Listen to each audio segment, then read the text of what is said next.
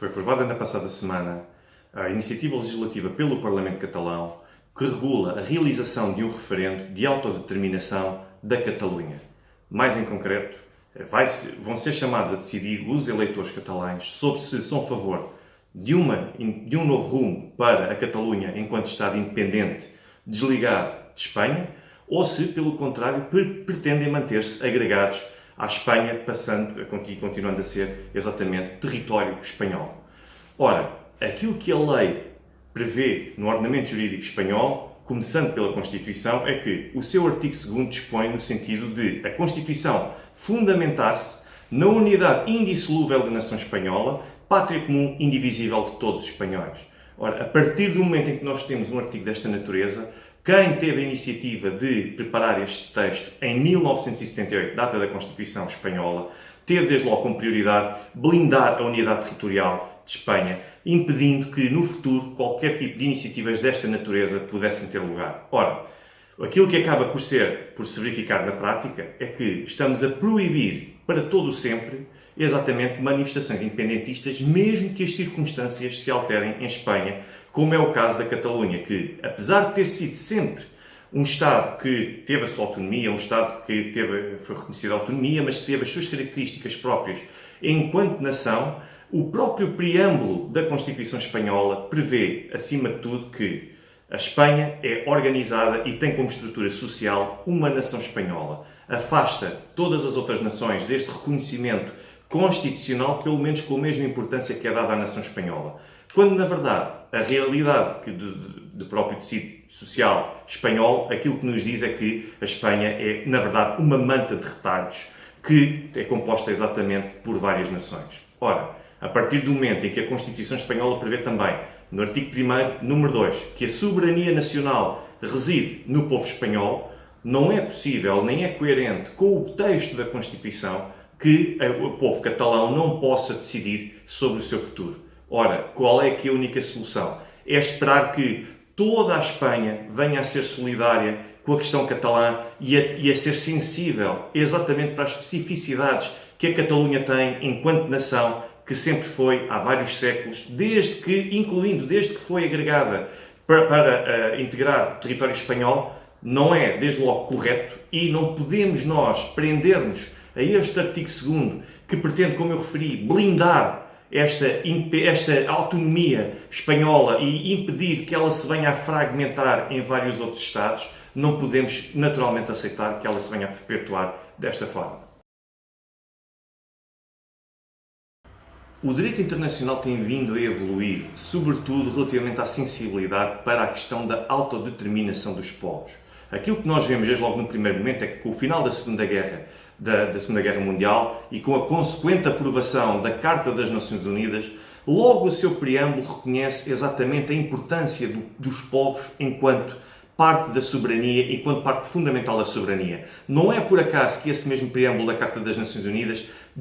começa exatamente por dizer nós, os povos das Nações Unidas. Não diz nós, os governos, nós, os Estados, diz nós, os povos. Logo aqui há um reconhecimento claro da importância que os povos têm vindo a assumir, tornando-se partes ainda mais importantes do que qualquer entidade administrativa que se chama de Estado. Ora, quando estamos a falar de aparelhos políticos que são realmente esses Estados centrais, nós constatamos exatamente através de outros instrumentos que a questão da autodeterminação em direito internacional tem vindo a assumir cada vez mais maior preponderância. E passo a citar desde já vários exemplos. A autodeterminação começou por ser um impulso que veio a ganhar dimensão no direito internacional e também na ordem internacional, desde logo com a questão da descolonização. Os primeiros povos que foram candidatos exatamente a exercer esse direito à autodeterminação são os chamados povos das ex-colónias, que têm este reconhecimento efetuado, por exemplo, através da Resolução número 1514 de 1960 e também através da Resolução número 2625 de 1970.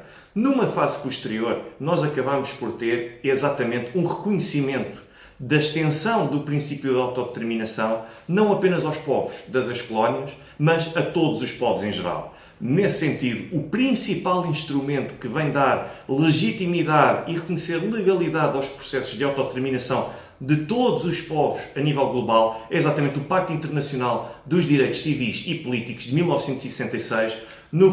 instrumento este no qual Espanha, por exemplo, é parte, tal como Portugal, Espanha também é parte. E este mesmo instrumento, logo no seu artigo 1º, começa exatamente por dispor no sentido de que todos os povos têm direito à autodeterminação. Ora, aquilo que nós tivemos também ao longo das várias décadas até hoje, ao momento presente, tem sido um direito internacional, tanto a nível de organizações como a nível de tratados e outros instrumentos, que tem vindo a reforçar a legitimidade da Catalunha em, pelo menos, organizar um referendo, uma vez que não existem certezas sequer de que o sim a favor da independência possa vir a ganhar. E um caso que acabou por ser bastante simbólico e, ao mesmo tempo, por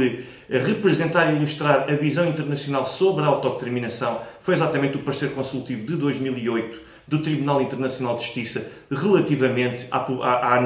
declaração unilateral de independência do Kosovo, no qual o Tribunal foi categórico ao considerar que todos os povos, mesmo aqueles que não são colónias, têm direito exatamente a exercer o direito de autodeterminação, no sentido de decidirem se querem permanecer agregados a entidades que são Estados e que muitas vezes estão organizados com base num passado que foi realizado, que teve exatamente o seu desenvolvimento de uma forma não muito sólida ao ponto de criar uma única nação, como por exemplo se verifica em Portugal, e acabou por haver esse reconhecimento por parte do Tribunal. Mas não só. Existe também, por parte do Tribunal Internacional de Justiça, um reconhecimento de que, no sentido de a obrigatoriedade de respeito de integridade territorial dos Estados, ou seja, aquilo que está neste momento agora em causa com o artigo 2º da Constituição Espanhola, deve ser respeitado. Essa obrigatoriedade existe para com países terceiros relativamente à própria Espanha, não relativamente a comunidades ou nações inseridas dentro do mesmo Estado. O que é que isto quer dizer?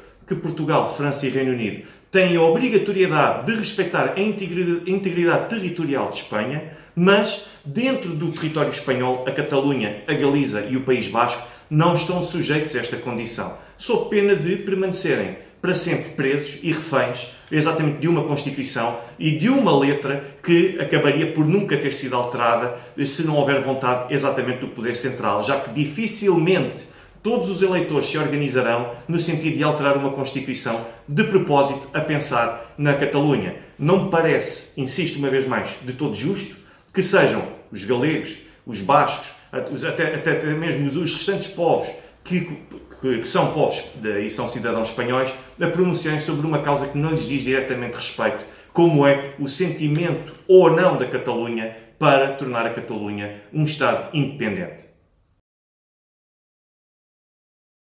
Um referendo que possa ter como resultado o sim, ver como vencedor, tornando então a Catalunha um Estado independente, poderá ter consequências imediatas desde logo ao nível das fronteiras de Schengen, sendo que a Catalunha passa a ser retirada da parte que diz respeito à Espanha de todos os tratados europeus. Desde logo, a Catalunha não é automaticamente um Estado-membro, não se torna automaticamente um Estado-membro da União Europeia. Pelo contrário, tem de passar exatamente por todas as etapas como se tratasse de um outro Estado. Por exemplo, quando for o caso do Kosovo, se fosse o caso, era exatamente a Turquia, que está também, neste momento, a enfrentar um processo de adesão à União Europeia. A Catalunha, uma vez tornando-se independente, deixa de estar vinculada a todos os tratados a que Espanha está vinculada. E isto implica uma revisão das fronteiras europeias, um acesso ao Mediterrâneo e uma forma de concertação com as autoridades catalãs, no sentido de garantir que a segurança europeia permanece exatamente a mesma. Em última instância, poderia até rever-se a situação de Andorra, já que Andorra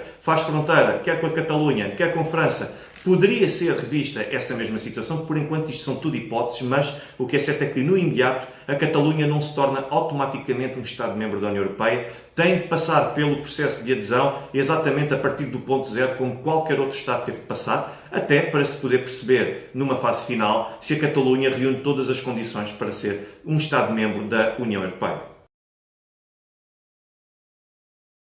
O primeiro passo, a partir do momento em que a Catalunha venha a assumir-se e a declarar-se como Estado independente, passa exatamente pelo seu reconhecimento. Este reconhecimento tem de visar exatamente um conjunto de iniciativas junto dos mais diversos Estados para que cada um dos governos desses países possa vir a aceitar e a reconhecer a Catalunha como um Estado que não é mais território espanhol e que é, isso sim, um território independente. Ora, no meio de todas estas iniciativas, o principal fator decisivo para reconhecer a Catalunha ou não como Estado é exatamente aquele pelo qual o Kosovo teve de passar, que implica que a Catalunha se venha a tornar ou não um Estado-membro das Nações Unidas. Não é preciso, para se ser Estado, não é preciso ser Estado-membro das Nações Unidas, e eu recordo que até há bem pouco tempo a Suíça, que sempre foi reconhecida como Estado, só há muito pouco tempo é que formalizou a sua adesão às Nações Unidas. No entanto, o que é certo é que essa adesão às Nações Unidas enquanto Estado-membro